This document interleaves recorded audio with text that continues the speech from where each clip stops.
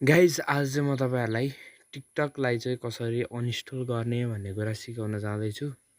टिकटकलाई uninstall गर्नको लागि चाहिँ यो चाहिँ टिकटक छ होइन, हामीसँग यो टिकटक छ। यो टिकटकलाई चाहिँ एकचोटि लङ प्रेस गरेर नि स्क्रिनमा, त्यसपछि यहाँ अनइन्स्टल भनेर देखा हुन्छ होइन। अनइन्स्टलमा खिचेपछि do you want to uninstall this app भन्छ, अनि त्यसलाई चाहिँ ओके गर्नुभयो भने चाहिँ यो टिकटक चाहिँ अनइन्स्टल हुन्छ। अहिले चाहिँ मैले गर्न चाहन्न। त्यस्तै अरू पनि एपहरू जस्तै अब जस्तै मैले यहाँ नेपाल ड्राइभिङ लाइसेन्स भन्ने छ, यसलाई पनि मैले अनइन्स्टल गर्नको लागि यहाँ खिचिरह्यो भने, अब जस्तै खिचिरह्यो भने अनइन्स्टल भनेर देखाउँछ होइन। त्यहाँ अनइन्स्टल गरेर मैले ओकेमा खिचेँ भने यसरी अनइन्स्टल ड्राइभिङ लाइसेन्स एप भन्यो होइन। अनि यसरी नै तपाईँहरूले कुनै पनि एप चाहिँ टिकटक मात्र नभइकन जुनसुकै एप पनि अनइन्स्टल गर्न सक्नुहुन्छ। Thanks for watching, subscribe my channel.